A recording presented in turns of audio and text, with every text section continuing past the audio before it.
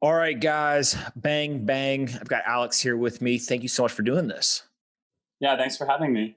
Awesome. Let's just start with your background before we get into a bunch of the stories that you've written about. Where'd you grow up, and kind of what did you do before you got to Forbes? Yeah, so I'm Alex Konrad. I'm a senior editor at Forbes. I've been at Forbes for a long time now, especially for media since 2012. Grew up in New York City on the Upper West Side, and went to school at Harvard up around Boston. Otherwise, I've lived in New York City my whole life. At first, I kind of was hoping to follow some sort of Indiana Jones like career path, but I realized that that was not super practical in the 21st century. So while I did kind of study more of that kind of coursework in college and am passionate about archaeology and history, I realized that storytelling was kind of the only skill from that would meet kind of a two requirements. It would keep me fed and with a house, but it would also allow me to just go deep on a ton of different subjects. And I think for me, that's kind of the way I'm wired. Is I love to just learn a ton of different things every day. I'm sure you get to experience that a lot in your job too. So gravitated to journalism as a way to tell stories and get paid to do so. And at Fortune magazine, as an intern in 2010, I basically faced a choice. Do I want to do politics or do I want to do business writing? I thought the technology and sort of the business around technology was just going to increase in importance over time. And I think that was right. I mean, 2010, it wasn't that shocking, but, there were a lot of exciting companies popping up both in New York, but just, everywhere.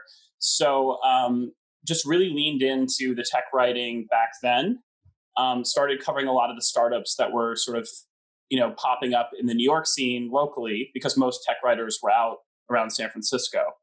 And the rest is history. I've kind of just grown with that beat over time. It's been 10 years, but it's been a lot of fun. Yeah. So when you say you wanted to follow the Indiana Jones path, what exactly? And most people in college probably don't have like a grand plan, but like, what was the general idea? Was to go be an archaeologist or something else? Yeah, I think the idea was I wanted discovery, and I wanted to be sort of sharing the story of like old forgotten civilizations and places, with the world. And so I studied archaeology, dug up Harvard Yard, which was really fun. We found like an old building from the 17th century, where just the foundations were underground, and the tourists were like, "Who are these people? Like, why are there shovels?" And it was really fun. And then I was also, I studied some Arabic for a couple of years. Wasn't that great at it, but that was really interesting. Latin, medieval history, and I kind of just envisioned, in some world I would be like in Sicily or in Egypt or somewhere, just like finding forgotten things and then, writing about them and sharing them with the world. That's awesome. I can only imagine the approval process it went through to get hey, we're just gonna like dig up the earth. Right, no problem. So you get to Forbes and talk a little bit about what you're doing now on a day-to-day basis, because you've got kind of some of the major lists that you work on, but you also write stories on a pretty consistent basis. So how do you think about your day-to-day job? Totally. So I'm a senior editor, one of the more senior tech folks at Forbes. And so what that means is I kind of have a balance of anchor lists that I oversee, as well as a lot of our, but not all of our tech coverage. My specialty is more kind of venture capital, and then more the B2B world, where it comes from startups all the way to the big companies like Microsoft and Salesforce. I've written cover stories on Satya and Mark Benioff over the years, but then also, a lot of small companies I read about too. In terms of the lists, I run the Midas List, which is the sort of most visible ranking of the world's venture capitalists by their returns. I also have co-led our VC 30 under 30 list for a long time. And then in 2016, I created the Cloud 100 list of the top private cloud companies in the world with our partner Bessemer. And that's really grown over the past few years. It's going to be coming out in a few days. Awesome. Let's start with the Midas list. It is one of these lists that it almost feels like the higher up somebody is, the less they care about it, and the people who are on the bubble, right? The people who might get into it or just barely got into it, they really care a lot, and so it always provides a couple of weeks of fodder on Twitter where everyone is debating who got what, is that legitimate or not. How do you think of the Midas list and kind of the purpose behind it, and then maybe talk a little bit about the process you guys go through and actually determining who makes the list, who doesn't make the list, and kind of where they rank? Well, first, there's definitely something with lists where I think, the ultimate mic drop move is when someone wins an Oscar or something and they don't show up. And so I do think that there's part of that dynamic where if you make the list, it might be considered cool to kind of downplay that. But definitely privately, we get a ton of feedback. We get a ton of feedback from the people who don't make the list privately. So it is one where I know the whole industry is watching really closely, and we feel a lot of responsibility because of that too. We really want it to be as accurate as possible. In terms of kind of the process, the list is a data-driven list, and I'd say that one of the big complications is we follow it by individual, not by firm. A lot of VCs will say that is a team sport, which is totally fair. But when, if Mike Trout ever leaves the Angels, his numbers will follow him. And it's not like, the Angels can just write him out of their history. And so I think like in VC, there is a bit of a tendency to, for firms to kind of trade off of the big companies like an Uber forever, even if the people who did that deal have left. And so we do follow it by individual the best we can. And we also are looking at exits or highly valued companies of the previous 5 years. So private companies don't count as much as a public company because they aren't liquid, but we're looking at basically companies that have raised an up round or gone public or been acquired over the previous 5 years. That way we don't get, long time retired folks. But at the same time, it's not a popularity contest of like which VC is memeing the hardest that year. Absolutely. What's the craziest thing? Don't name any names, but what is the craziest thing somebody has said who didn't make the list in private? Like, are we talking like anger? Are we talking about like kind of posturing and almost like trying to position themselves to win in the next year? Like, what are those responses like? I think the most brazen is a correction request where it's like we've made a formal factual error and their PR firm is like, you forgot so and so. Please update the list to reflect their name. And it's like, that's not really how it works. But we also get folks who will DM me or email me and be like, hey, just had this exit, probably not good enough to ever make your Midas list, where that salt is definitely apparent. It's really not personal. And I do feel bad when these, feelings are hurt to a degree. Hopefully they give me good stories because they're trying to get noticed more. So you're saying like in between the list coming out, people will literally send you the deals that they do just to double check that you for sure know that the deal happened? This morning, I woke up to an email from an unnamed VC of an exit for a company saying, if this doesn't put me on the Midas list, I might as well just give up. So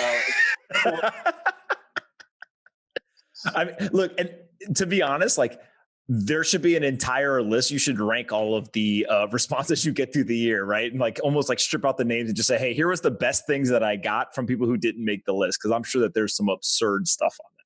Yeah, I would say it's almost worse with the 30 under 30 list because 20 something hustlers are possibly even more shameless. I mean, it definitely is always interesting to see really successful heavy hitters in the VC world kind of taking things personally. But at the same time, it's also kind of flattering. So we don't want to like punch down too much. I'd say with 30 under 30, unfortunately, people really get the wrong impression that kind of the more annoying or omnipresent they are, the better they'll do. So we'll get Instagram DMs and stuff like that. And it's like, like anything in life, why would seeming like you're a stalker be a good thing? But yeah. I love that. And talk a little bit about, so the 30 for 30 or 30 under 30, talk a little bit about the process there, because that seems to be a little less data driven, just given the fact that there's kind of not as much quantitative data to actually analyze. Yeah.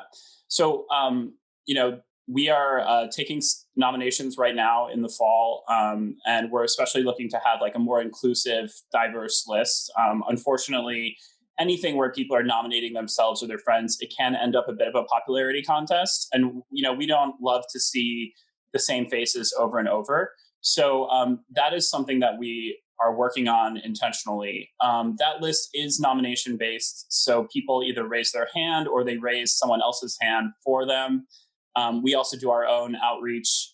And then there are industry judges. So unlike some other places, we actually don't like claim to be the experts. We actually just try to find experts in the domain. So like in venture capital, my world, we've had past judges like Sam Altman, Naval Ravikant, Rebecca Caden, Sarah Tavel, Alexis Ohanian, Arlen Hamilton, a lot of big names. Every year we have 3 or 4 of those folks who are actually evaluating the people. My job is to make a baseball card of each credible person, hype them as much as I can to the judges, and then see what the judges think.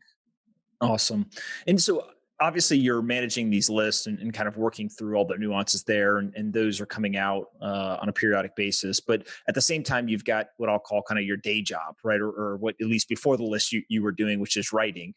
You do a fantastic job of that.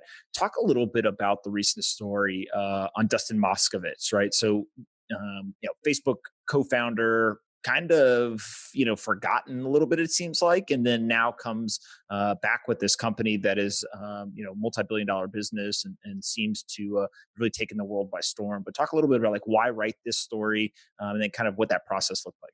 Totally. So I first met Asana in 2015. I think they were always able to kind of get in front of reporters throughout their history to some degree because Dustin Moskovitz co-founded Facebook. For a while, he was the youngest self-made billionaire in the world. That obviously is going to have some cachet. Justin Rosenstein, his co-founder, was also one of the sort of key early folks at Google and then Facebook as well. So they had that kind of pedigree and they were on the radar. But Asana itself, as kind of a work software team management company, wasn't the buzziest over the years. And I think, what I found out is that a lot of that was somewhat intentional.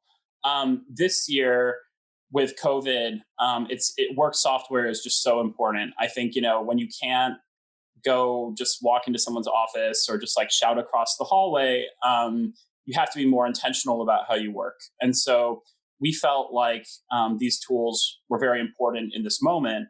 And then we also knew that Asana was likely going to go public this fall. And so given that every year for the Cloud 100, we like to profile a really interesting company that's doing well on the list, it felt like now or never with Asana. And so I, used that multi-year relationship with Dustin and the team there to try to find a way that they could talk to us, even given the IPO constraints, so that we could tell the story in the issue this year. Got it. And as you're doing this, like, what were some of the biggest surprises to you? You had already known the company, obviously, since 2015, but any surprises as you kind of went really deep to write the story? Yeah. So for the audience who may have read The Lean Startup, it's always a pleasure to chat with Eric Ries, who's doing that and long-term stock exchange and a bunch of interesting things. And Eric is an old friend of Dustin's.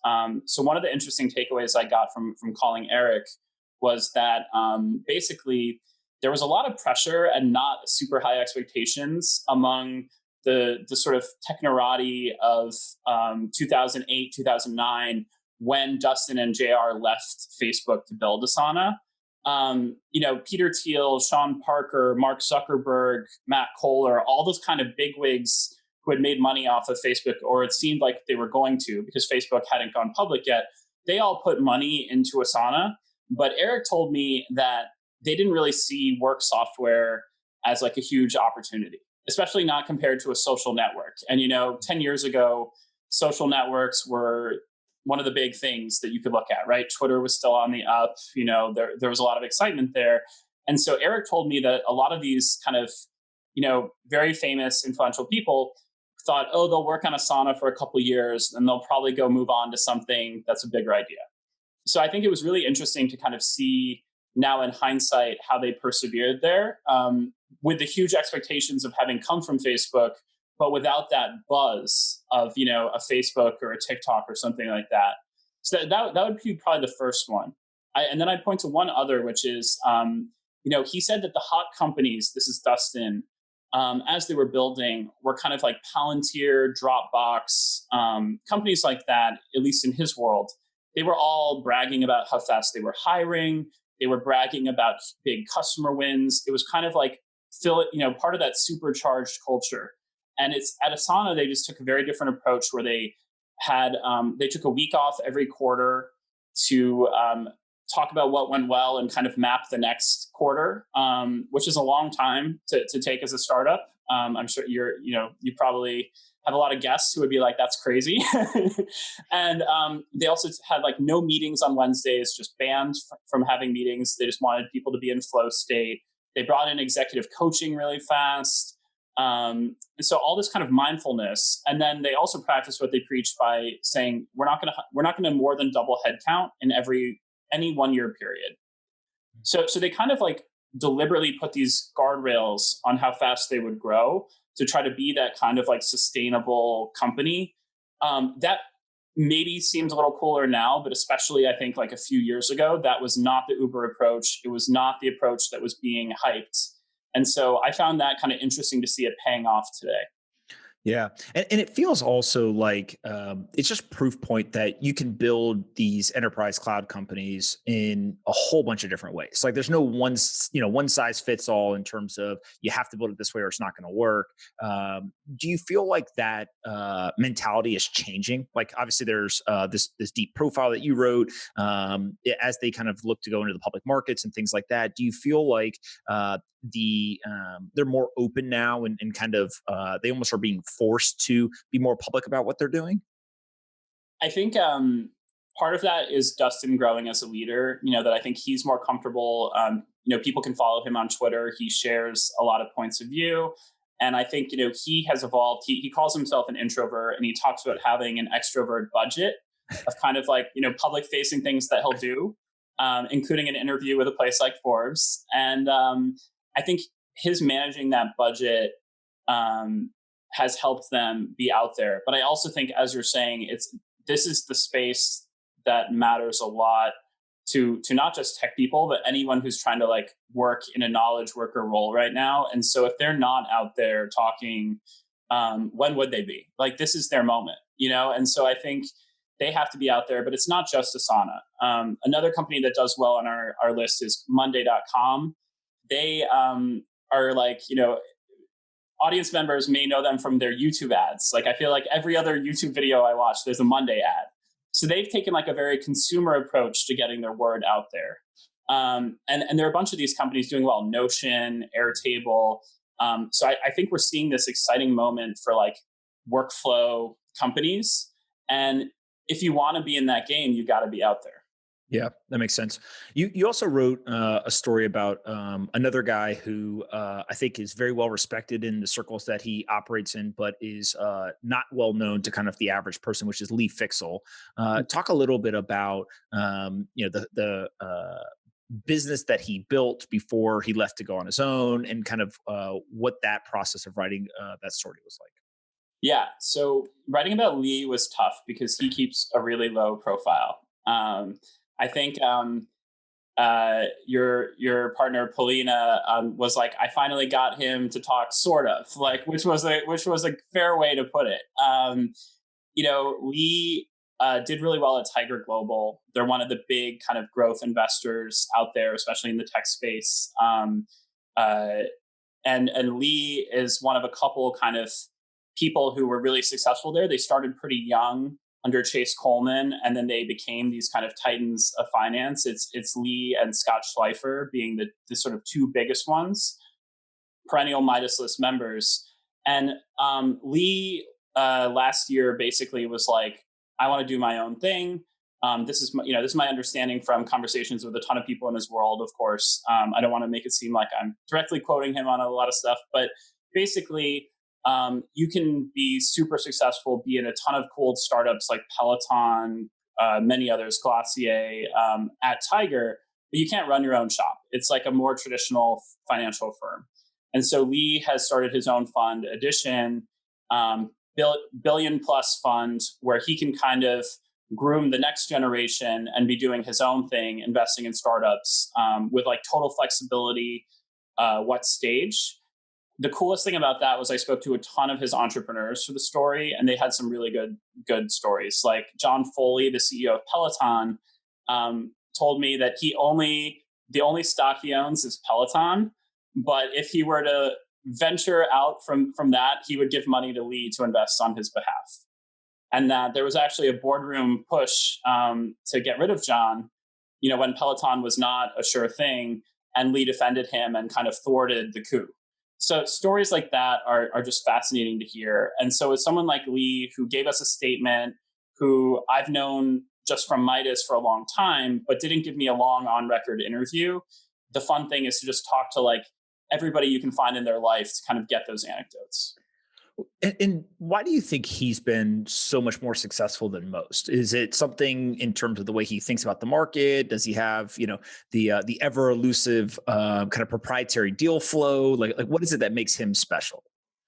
I think, one thing is that Lee is definitely not an ego-driven investor. He's not on Twitter. He doesn't want a public profile. And I think that allows him to basically avoid getting swept up in any trends or hype cycles. And I think that helps him just be a sort of dispassionate investor. Like I'm a bad poker player because while I think I have decent instincts, eventually my emotions get the better of me and I do something that's, messes me up. And I think like to be able to just kind of keep that flat line heart rate as an investor is a skill that Lee is probably the best at. And then I would also say he's just really good at spotting market trends. Obviously, there are a million people at hedge funds and everywhere who are like reading reports all day, trying to like see where the puck is going. I think Lee just has really good decisiveness where he can see a couple trends and say, okay, Peloton. Like he was actually on vacation reading about different exercise trends and options and saw Peloton. And at the time, it was a deal that like was very hard for them to do because the numbers weren't great. But he was just like, I really think this is, the rising tide that I want to back. And I'm going to stick my neck out with my own firm to commit to it. So I think like any of us in hindsight can be like, oh, well, I could have seen Peloton. But to actually just like put your chips on the table there quietly is what makes Lee so good. Yeah. And the other piece is the $1 billion+ fund that he has, I think is split. Like a third of it's going to go to early stage, if I remember correctly, and 2/3 into growth. Yeah. Is that a trend that you're seeing where more and more investors are kind of blending the early stage and late stage investing into single funds, or is that something specific to his strategy? It's something that's hard to do when your firm gets too big. So a firm like Andreessen Horowitz will have a crypto fund, it'll have a growth fund, it'll have, an early stage fund, because if you have a lot of people whose careers are depending on success, I think, when you get too blended, it can be hard to kind of extricate one person's success from another or the fund performance. So if a growth deal is not going to have the same multiple as a successful early stage investment, how do you kind of adequately reward someone for a great growth investment versus a great early stage investment? So I think there are sort of structural challenges that big firms eventually face there. Look at a lot of the best firms and they are split. Someone like Lee can move faster because it's just him at the top. And it's just him deciding what is a success and how people, should be rewarded. So I think that's where the flexibility is really attractive to him. I would say, I think like LPs, like universities or the big foundations of the world who give money to these VCs, they probably see him more as a growth investor. But he would say that some of his early stage wins were actually as good. And so to not let him do that kind of Series A check or whatever is just leaving money on the table. Mm-hmm. And I just think that being a small, especially being a one man or one woman band right now, you get to make that kind of choice. Yeah, absolutely. Another company that I think is, again, known maybe to consumers, but to the average kind of person just paying attention to tech, didn't know 2 years ago, and now seems to be everywhere, is Canva. And this story is fascinating to me because they're not based in the US, took a very different approach to building that business, but now a multi-billion-dollar company. When did you first meet them, and kind of what was maybe even your first reaction when you came across the approach they were taking, the location they were based in, et cetera? Yeah, so Melanie Perkins, the head of Canva, is one of the most inspiring or impressive, entrepreneurs I've ever met. But when I first met her, I probably didn't take her as seriously as I should have. I was at the Cloud 100 dinner that we do most years. This year, we're doing a live event for anyone to join because we can't do a dinner. But she had just made the Rising Stars list of companies that have raised under 25 million, but we think are kind of like on a trajectory to make the Cloud 100 in the future. And she came all the way from Australia to San Francisco for the dinner. And I just kind of met her, casually, and was like, oh, design software, that sounds interesting. She seemed like to have a lot of charisma, but I didn't have any sense of kind of the community and the numbers that they were pulling. Then I watched as they became a unicorn. They hit a multi-billion valuation, a 2.7 billion valuation when I was, talking to them. And I was like, okay, what is the backstory to this company that is not getting taken seriously enough because it's based in Australia? So I actually flew down to Sydney last June, and I spent a lot of time with her and her partner and co-founder Cliff to kind of just try to understand what they had nailed so much to build a community of mostly very small businesses. Because as I'm sure you know well, you can have a ton of small business customers and you may not get the scale of one of these enterprise companies that only has a few dozen, but they're huge. Canva is both. It has a ton of revenue and a ton of scale, while also living off of these mom and pop and small type businesses. So we went there, fascinating time for me. And I did have a few kind of learnings from that I'm happy to share. But I would say overall, the number one lesson was you can build a business like that anywhere with the right ingredients. And so I think being in Australia, they just crept up on a lot of people. Yeah. What were some of the other lessons? Yeah, I would say, Canva spent a lot of time really making sure that its customers were ambassadors of the product. So they wanted to make sure that anyone could get up and running in less than 10 minutes. And they would actually track how long it would take someone to actually make a design on Canva. And I think that's an interesting thing to keep in mind is how quickly can someone actually take the plunge to use your tool? So they did a lot of work there. And then they also did a lot of work basically paying it forward with their business, where they gave away a ton of their features for free. And they really didn't stress about revenue early on. Obviously, they had to stay very lean to do that. And I think being in Australia, their costs were lower. But they basically nailed this kind of freemium model in a better than usual way, so that then when they turned on their enterprise products, businesses started to convert. And then I would say they also nailed the visual trend, right? Like Instagram and the power of strong visuals and video as part of our brand today, whether it's a person or a company. That was something that I think 5-6 years ago still wasn't quite as obvious to businesses, especially. And so they enabled people to basically start bikini companies by just having great designs to show off their products. I actually met an Australian bikini company through the process, but they basically saw that in the Instagram world, brands that did not stick out in more than just kind of their text or their product would not get noticed. And they were like, how can we build tools for those folks? And so I think they would tell you that social media was not the original end all be all for them, and especially not Instagram, but they just really quickly leaned into that. I don't know how TikTok plays into that in the future, but I'm sure they're thinking about it.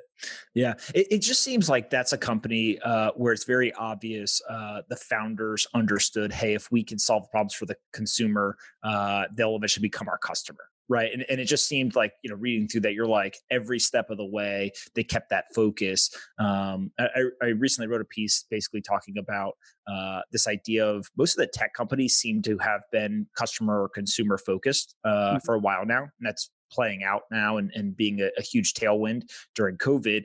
A lot of the legacy kind of non-tech companies, whether it's airlines, fast food chains, et cetera, I think they always talked about it, but now they're realizing like, oh, maybe, airlines shouldn't charge $200 to let you change your flight, right? Maybe actually we should just let you do that because that's something that reduces friction and will lead to you increasing the number of flights you book rather than decreasing it. And so it just feels like Canva is like the perfect embodiment of that, where they just, paid attention to what their customers wanted and have been able to grow obviously incredibly fast.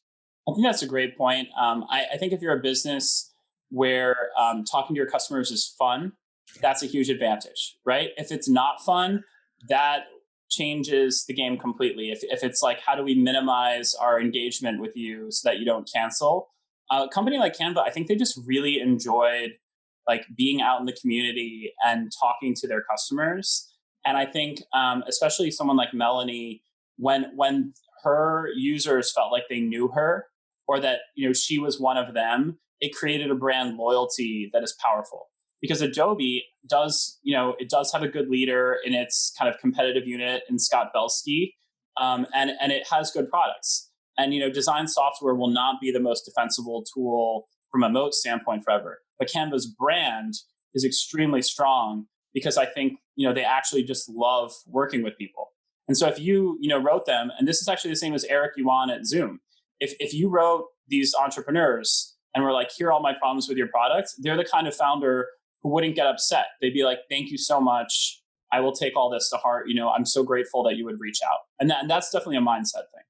Absolutely. Let's talk about Zoom. You wrote the perfectly timed profile there, and they obviously have become the darling of this entire pandemic. What was kind of your experience writing that one? Yeah, Eric is one of the just nicest people you'll meet. I should frame a couple of the emails that he's just sent me, whether it was like fact checking or just feedback, because you can just see how genuine he is. Even now, valued at, it depends on the stock, but like somewhere around $20 billion or something is his net worth. But I guarantee you that would not come across, meeting the guy.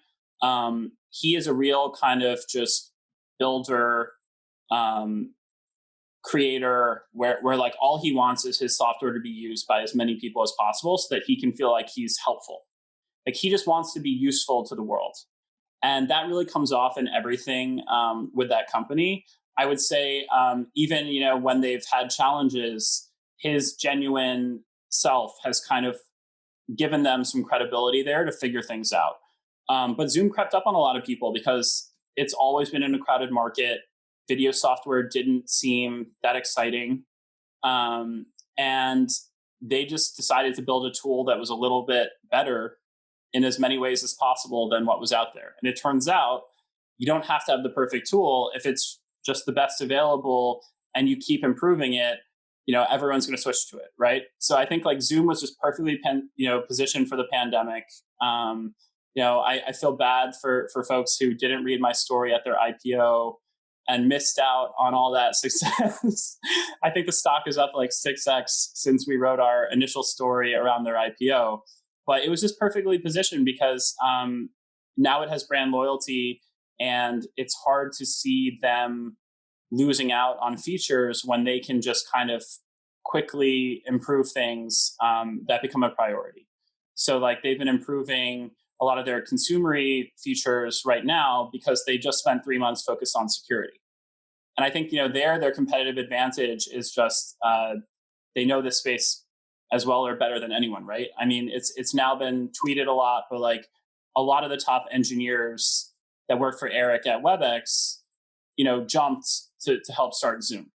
So just like deep expertise. when I wrote the story, I'm just going to share one funny anecdote. Eric was going around with these little envelopes because it was the Chinese New Year, and they just had $1 in them each. But Eric gave one to every employee he could find. Like, he walked up and down his building, and every time he was like, "This is going to make you rich. Like, working at Zoom finally paid off. Like, don't spend all this at once." And the employee would open it, and there'd be like $1. And they'd be like, "Thank you, Eric." And he just laughed every time. Like, he's a corny dad with like dad humor. But I loved seeing that too. Just like the actual joy he had, like mixing it up with the employees. And I think they all got the joke. Like, if you're a CEO who's kind of not a very nice person and you're going around giving everyone a $1 bonus, that would probably go over very differently. I'm literally imagining the reaction that some people would have, and that would not be good. Yeah. How much do you think about kind of the financial performance of the companies that you're writing about from the standpoint of, you mentioned, hey, we wrote a piece and then the Zoom stock is basically 6x since then. Do you see that as a good thing, a bad thing? Is it kind of agnostic to you? Like how do you just think of, I guess, like market impact of the stories that you write? Yeah, I would say I'm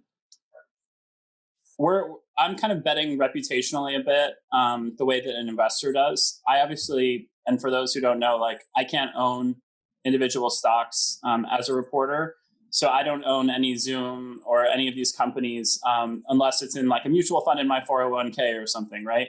But I don't want to spend a lot of time talking about a company being interesting or doing something well if they're not, right? Like, it's irresponsible. It makes me look like a chump. It makes Forbes look silly. So there is some risk reputationally every time we go deep with a company. So that said, it's very validating when the companies end up doing well financially, because it helps me feel like I wasn't crazy, that something stood out about them. Absolutely. Speaking of a company that is crazy in a positive way, Clubhouse, the sweepstakes, as I think you called it. Talk a little bit about. Well, actually, before we do that, for those that don't know, Clubhouse is, I think they describe it as a drop-in audio app that it's kind of like a conference call with an audience to some degree. Talk a little bit about the absolute chaos around their most recent fundraising round and the competition there. Yeah, so I mean, Clubhouse had the perfect storm fundraise because it's an app that VCs are obsessed with. And as much as VCs should be thinking about markets that are not themselves, it is really easy to see the demand for something when you are the target customer. So, if you go into a Clubhouse or you check Twitter to see who's talking about Clubhouse, it is a very high percentage of these individual investors, angel investors, venture capitalists. And so that always meant that they were going to have a competitive fundraise. I think it got even more competitive because of COVID and the fact that basically people had nothing to do. They were desperate for a new platform.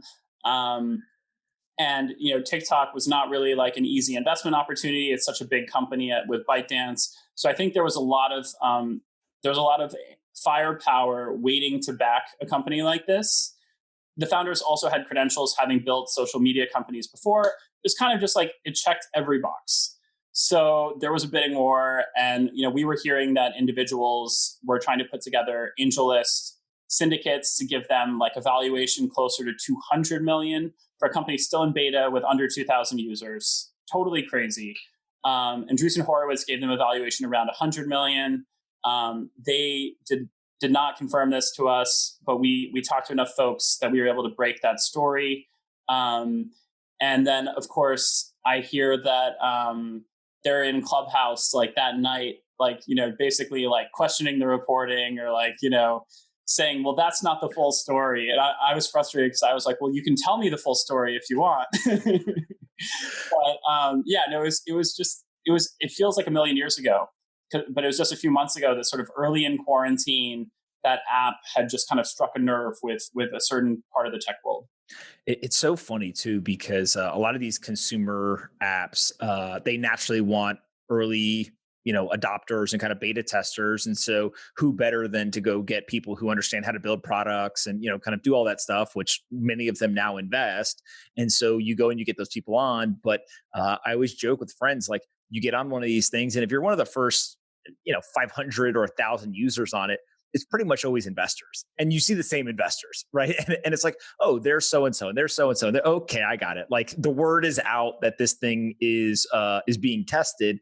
That doesn't necessarily mean that all of them become like these hot fundraising rounds, to your point. But I do think that it's this balance between a Canva that says, hey, look, we're going to go after small businesses and kind of as far away from Silicon Valley, that user base as possible. Whereas a lot of these consumer applications, that is who the initial user base is. It just ends up being the people who know how to build products, and people will debate whether that's good or bad, but it's just an interesting trend to see.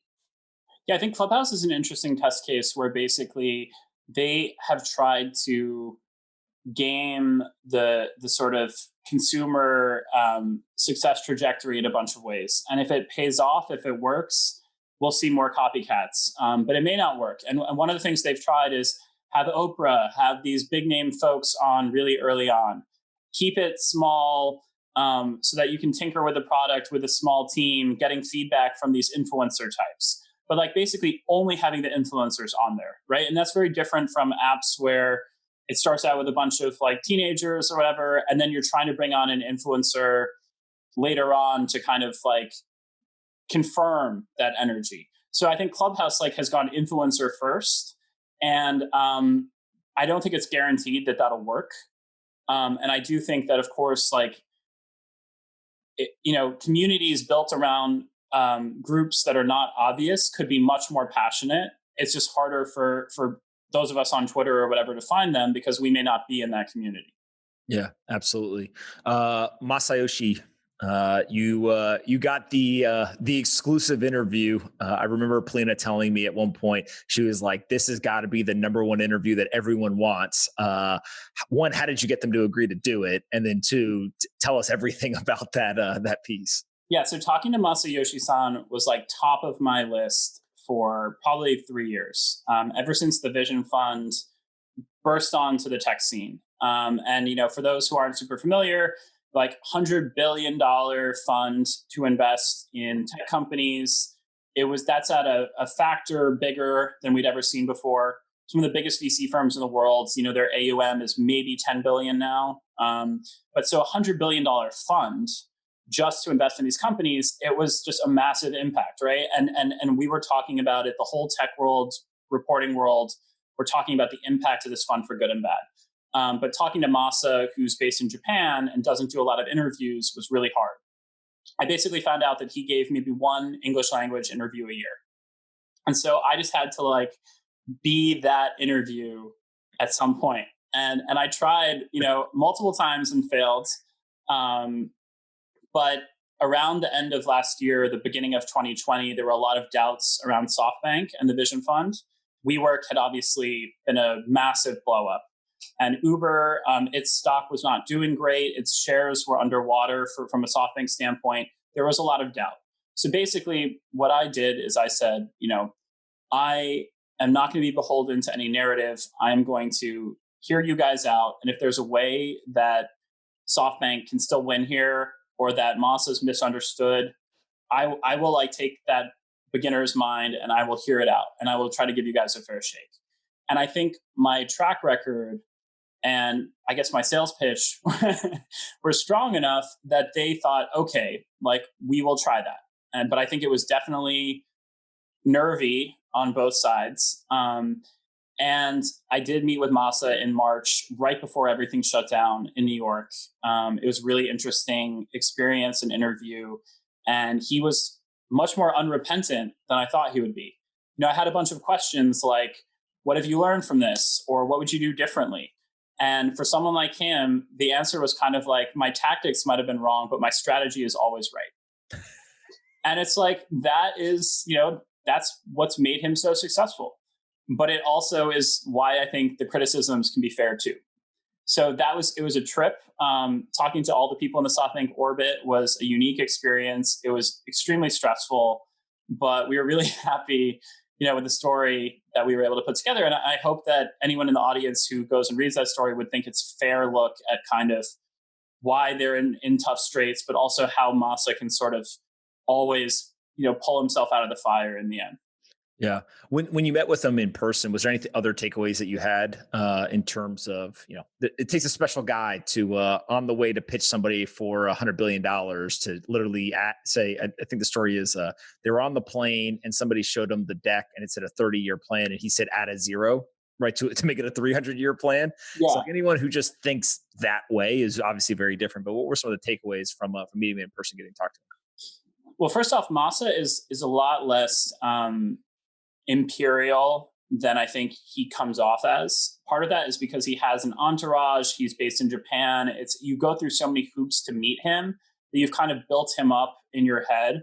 But he's actually, a relatively, small, smiling, unthreatening seeming man physically, just in like his, sweater and everything. And he kind of walks serenely surrounded by this constellation of like freaked out, intense people. So that was my first impression, is just that everywhere he went, it seemed like he was totally calm. And this is someone that if you sat next to him at a ramen place, you could have a beer with him. But all his handlers, all his lieutenants, no, you could not. And they would not let you get close to him. So that was one. I would say in terms of how he speaks, he is definitely one of these big picture folks. Like he'll speak in big metaphors. He'll speak in kind of the arc of history. As someone who studied history, I could appreciate that. But some people love that he can just sort of fit together a future, the technological future of the next 30 years into a coherent narrative. And that just really resonates. And then everything he does is kind of fitting the narrative. For other people, that is just inflexible and like impossible to actually do anything with. Like he could say AI is going to have a bigger impact on the world than the microchip. And you could be like, cool, that may be right. Like, what does that actually mean for us in the day to day? And one of the big things that I was trying to understand was like, okay, if he thinks that data and AI are the future, what does that actually mean for these companies? Like, can Uber actually benefit from that in any meaningful way? Can DoorDash suddenly beat all its competitors just because we understand that data is important? Like, there are limits to what you can do with data. And in fact, like, people are much more mindful now about how their data is used. So I think for me, the interesting thing was that he has this like 40,000 foot view of the world, and then he's trying to apply it on a company by company basis. And I think that's where things can either go great or they can go really badly. Yeah. Was there any sense of maybe you talked about like him as a person, but any of the views that he held where you felt like he is either really misunderstood or people just have misconceptions, like he believes A, but everyone thinks he believes B? Yeah, I would say that he sees the power law of investing, I think, just a little more nakedly than a lot of VCs who actually probably believe it more in private than they would say. Masa just believes that a lot of markets are a winner-take-all market, effectively. That one brand is just going to end up crushing most of the others. And obviously that's true in some industries. It's maybe not so true in other industries. But I think that directionally, he's not as crazy as it seems about that. And so are you really overpaying in the short term if all you're doing is trying to find that outlier, like winner take all market? I would say probably not as much as he's sort of ridiculed for. I think the problem is where you think that maybe a market is winner take all and it's not. And so you put a lot of money into something without it ever really being able to be the breakout. Like hopefully there will continue to be a lot of podcast companies. And so if you had just crazy valued, Gimlet or Wondery or whatever, like it will crush every other podcast company.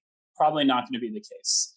The other thing I would say is that I think like Masa is more self-aware than I think a lot of people think. Like he knows the criticism. He's not like some naive person who just like doesn't understand what people think about him. I just don't think he cares. And there is something to admire there of just the person who like knows that a lot of people doubt them and just sleeps well at night anyway.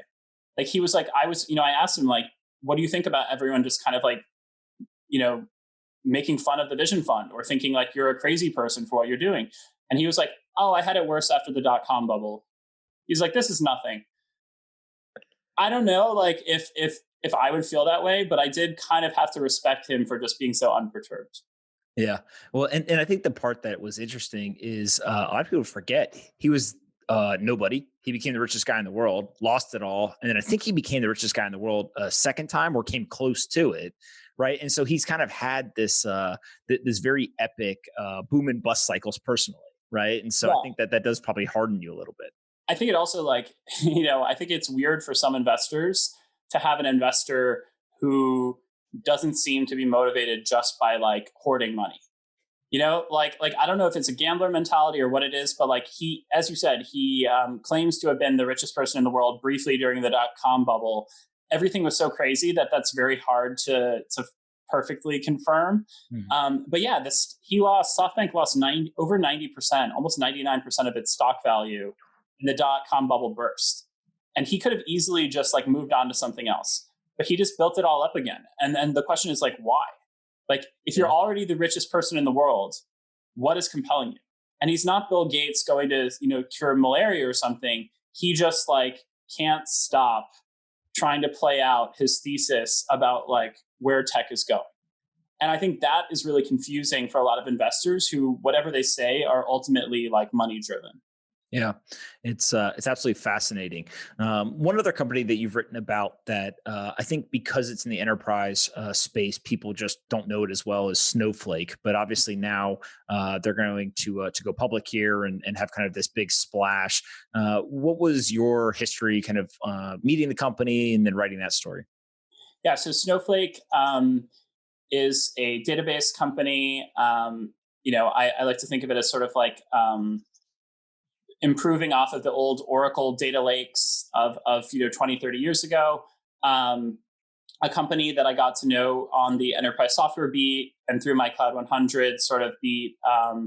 And I thought it was interesting that they basically were like these French database engineer nerdy guys who built a tool that actually like could be sold pretty well, and then brought in a series of a couple aggressive salespeople to basically run the company. That doesn't always go super well.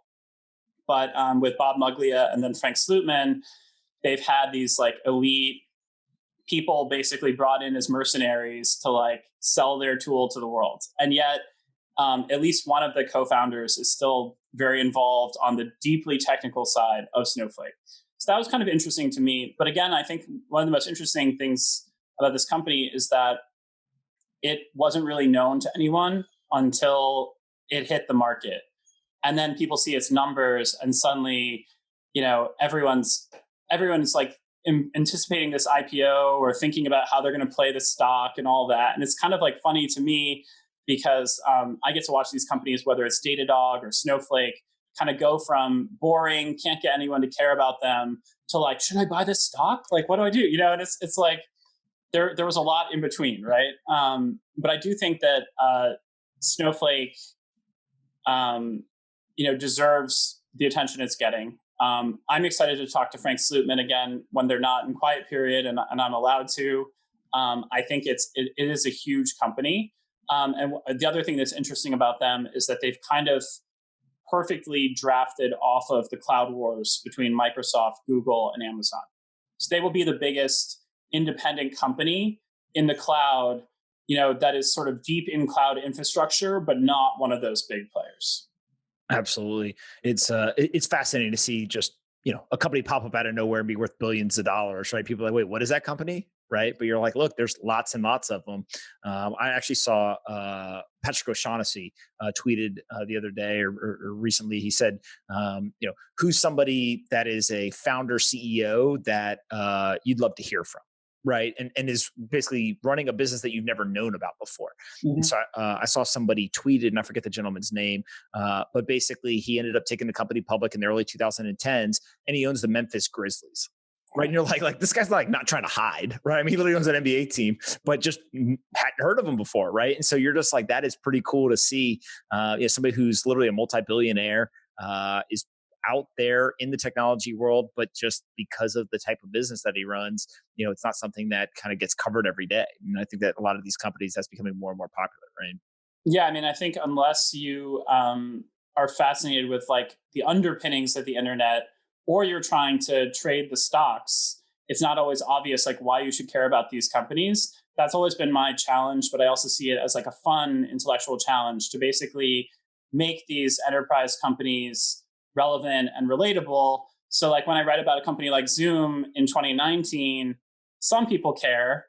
Then when the pandemic happened and I wrote about their like making the tool free for schools, that was my most trafficked article of all time. I couldn't have written that without all that prep work I had done, in the years before, but it was cool to like see it finally resonate with people, That's awesome. One of the last stories I want to talk to you about is Chris Sacca, probably the most legendary angel investor of all time, depending on how you count. Definitely did things kind of differently, right, in terms of Truckee and all of that. I remember reading that piece when you wrote it and just being like, I can't believe somebody got him to talk, essentially. What did it take to get him to talk? And then kind of what do you remember from doing that piece? Yeah, so that was again where like the power of my list was helpful. I had gotten to know Chris a bit through the Midas List, and kind of was talking to him a bit about his holdings. And I think it was kind of like, oh well, I'll tell my story someday. I'll probably write a book. But then when it became clear that he wasn't going to write a book anytime soon, I was able to be like, okay, well you can still do the book later, but why don't you talk to me, now? And I think, part of that was that he just felt finally comfortable to share some of his success, his billionaire status, with his holdings. Some people like a Lee Fixel would never want to be called a billionaire, even if they may be. But I think Chris was just like, okay, it's time for me to kind of bite the bullet and be more public facing with some of that stuff. And we developed a trust. So just lots of conversations, talking to his world. And, that was a tough one because Uber was still very much one of the top stories of the day. And Chris was very involved in the early days at Uber. So I spent a lot of time talking to, all the usual suspects from the early Uber history. And, no one quite had the same story.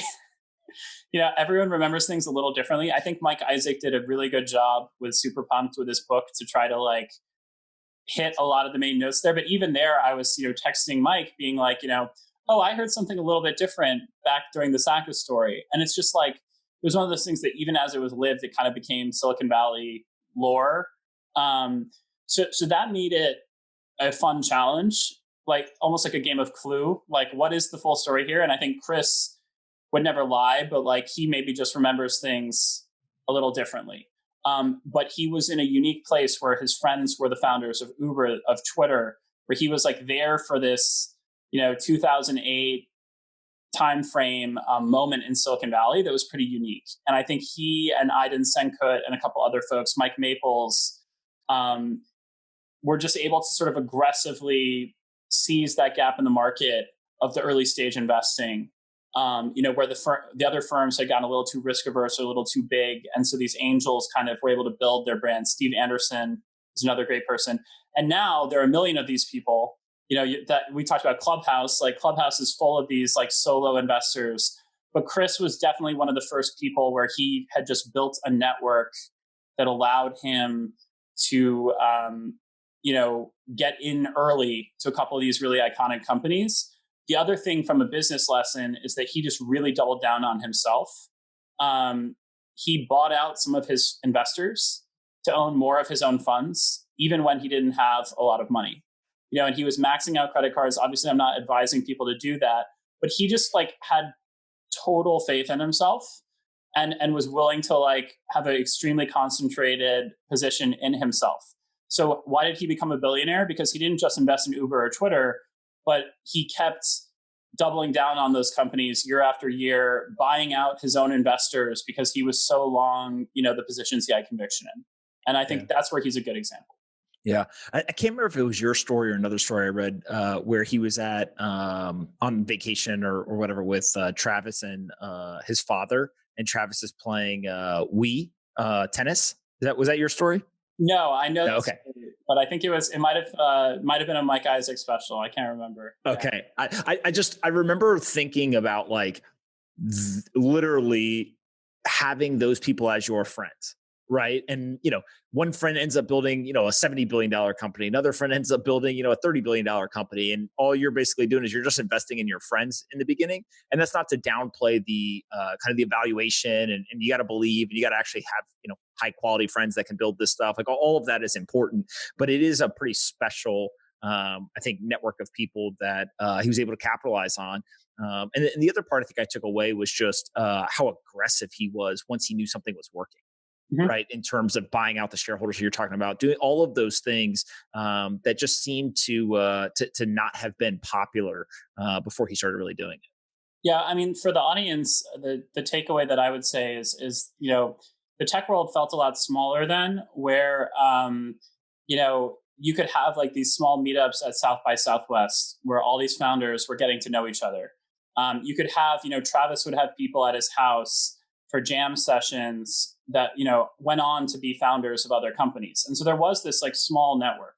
Unfortunately, most of us are not in those networks, right? And so I would just say, invest in your own network, because South by Southwest, everybody knows, but like, what is the next one? It may be virtual. It may be in a game. It may be in a Telegram group.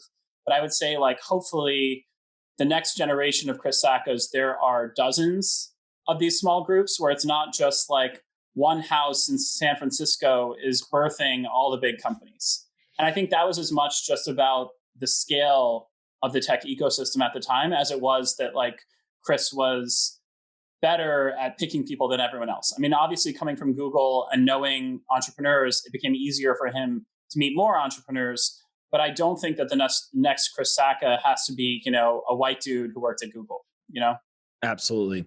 I finish up each conversation with the same two questions, then you'll get to ask me one. But before we get into that, there was one question that came in through Twitter that was very important.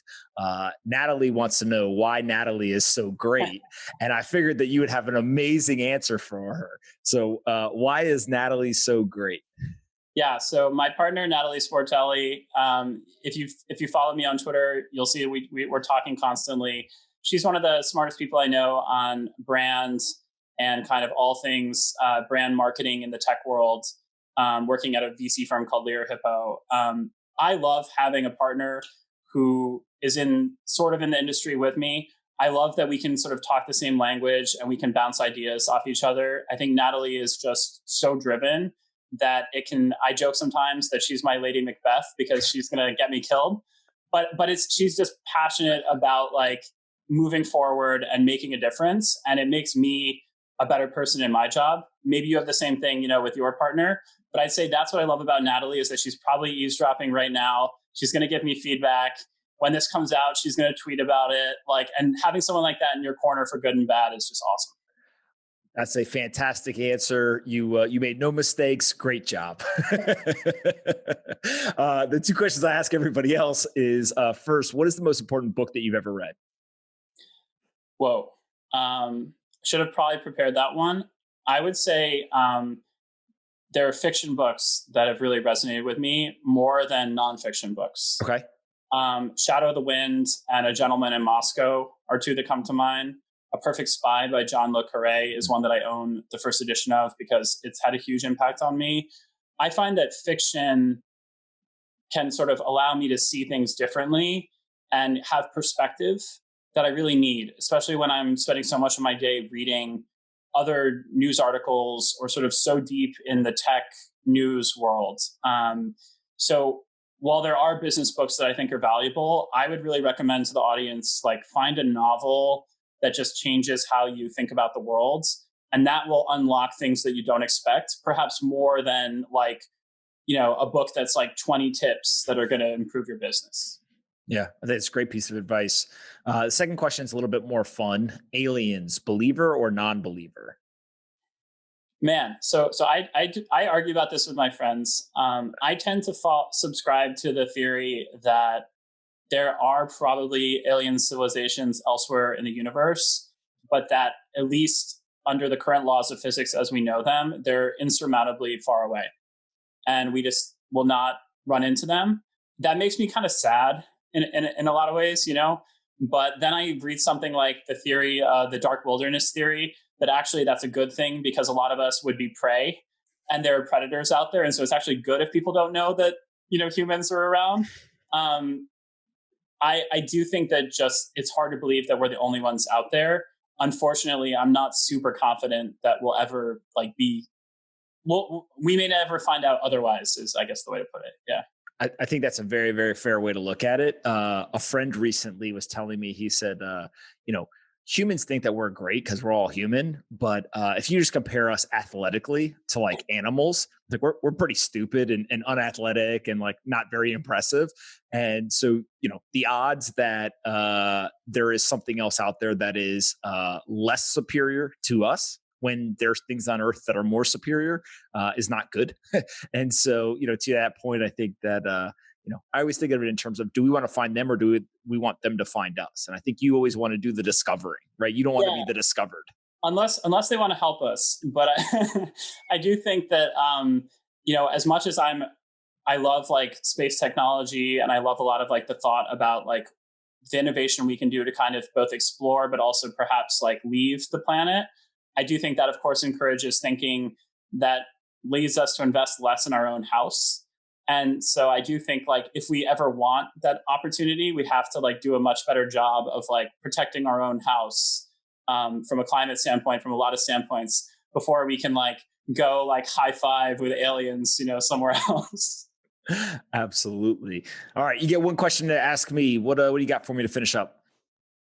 What has been the question that you ask the most to people because it brings the most sort of unexpected or just like gold answers to you, that it's become your like favorite question? So I'll give you two. The reason why I asked the alien question is because I think it is the fastest way to get somebody to explain a lot about them without saying anything. And what I mean by that is just, it shows you how they think about, you know, kind of problems that they don't deal with every day. You get to see sense of humor, you get to see seriousness, you get to see scientific versus not, you know, you get to see kind of like religiosity a little bit, like just I believe because I believe type stuff. So it's just a very revealing question. The problem is that I've done so many of them now, like I pretty much can bucket the answers. Like it's either like I believe because there's mathematical probability, or I don't believe because I haven't seen them yet. Like those are the two most popular answers. So I don't know. For me, it's like what people say is less important than how they say it with that question. So that's always been one that I enjoy. But the question now that, and I don't remember where I got this from. This was not like I had some, you know, major aha and I was like, oh, I should start asking people that. But I really enjoy asking people after they've told me their perspective on something, like what would change your mind? Right. And so like, especially when it comes to like, you know, technology investing or business building and finance and stuff like that, somebody will lay out like this amazing argument and like, it's pretty compelling, right? Most people I think are like fairly charismatic. If you're, you know, have some level of success, you're a good salesperson. You've been able to convince employees and investors and like all this kind of stuff. And then to have them like, okay, now flip around on the other side of the table and tell me like what's your critic's argument and like what would have to happen for you to like agree with them. And what it does is it like, one, the smartest people that I've done on the podcast, like by far they can say their critic's argument better than the critic can, right? And like are very clear on like, you know, A, B, and C happens and I would change my mind. And you're like, okay, like that's actually pretty cool that you can do that. Then there's people who are like so convicted that nothing's going to change their mind. And like they say that. And so like, I haven't decided yet, is that like a good thing or a bad thing? Because it's kind of situation dependent. Like sometimes you need the blind faith that something is going to occur, whether you can explain it or not. And then other times, like, I don't know, maybe you get WeWork, right? Like, you know, like you basically like run off the cliff blindly. It's funny you say that because Masa would definitely be in the latter camp where you probably aren't going to change his mind. Mm-hmm. But Dustin Moskovitz, actually is known for employees for asking, how can the opposite be true? Or, okay, how could the exact opposite of the story you just told me be true?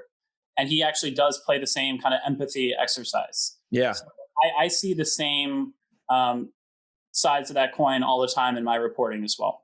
Yeah, that's awesome. And I don't think either one's like right or wrong, right? Because obviously both of those two people are highly successful. It's just a matter of, to me, as I look at this as like a learning exercise, it's the fastest way to get the counter narrative. And you can pretty much tell, like, hey, is this person bullshitting or not? Right. And do they actually understand the critic's argument? But the people who I think are the most intelligent, they really, really can outline like, here's what it would take for me to change my mind. And I just enjoy that. Can I sneak one more question? Of course. You've talked to a ton of people now. Do you ever have a moment where you feel like you just really misread a person? Or how good would you rate your own ability to kind of quickly get the measure of someone just from your pattern recognition? So it's one of these things where I think we all want to believe that we're really good at that type of stuff, but like we all probably actually suck at it, or we're like worse at it than we actually are, or we believe we are. I think that you can cut a person in many different ways, right? So like in one conversation, it's really hard to get a lot of reads in terms of like all these different things. But like being able to make a read like that person is intelligent and has sound decision making from one conversation, like you can ask enough questions where at least directionally you're probably more right than wrong, right? So like that's something that I think you can get out of one conversation. The other thing is I think of it as like salesmanship. And what I mean by that is, especially for founders, like everyone wants to know like who's the smartest, and being smart is really important, but also being able to convince employees, convince investors, convince the market, like all of that is really important as well. And I think that naturally, when you just have a conversation with somebody, you walk away and you're like, oh, that person is charismatic or that person is not. So I think you can read that pretty effectively. The things that are hard are just like, how persistent is this person? And they can tell you stories about their past where they were persistent or not. And like, maybe that gives you some signal. But, for us, like when early stage investing, most of the companies that have failed, like at some point the founders gave up, and maybe there was good reason to, or maybe there wasn't. But I think like that's the stuff that, kind of like what somebody's made of, right? Is kind of the cliche way of describing it. Mm-hmm. Just how do you get that out of a single conversation? I think you got to spend a lot of time with somebody to really unpack that. And so, if I had one wish, it would be to be able to get that type of information out of a single conversation. But I think it's just, human nature makes it too difficult. Awesome. Thanks for that. I'd say there's a lot of important things to keep in mind there that I think reporters, we do the same thing where we can overread, but of course people are putting their best foot forward with us. And so, trying to understand if you really have the measure of a person, we end up having to sort of try to triangulate it, through talking to other people too. So. I'm assuming nobody on a list or that you're doing a profile on is like, hey, let me introduce you to all of these companies that didn't work that I was involved with. No, we usually have to do that work ourselves. Absolutely. All right, Alex, listen, thank you so much for doing this. Where can people find you on the internet or find more of the stories that you're writing? Yeah, so my Twitter handle is Alex R. Konrad with a K. I'm always on Twitter. If you tweet at me, I'll probably be responding. And then if you go to Forbes, if you just Google my name, you'll find my Forbes author page, which has all these stories. Ditto the Cloud 100. We have pretty good SEO. So find me there. But if you want to talk to me, Twitter is probably the best place to be. Awesome. Listen, thank you so much for doing this, and we'll have to do it again in the future. All right. Thanks, man. Really appreciate it.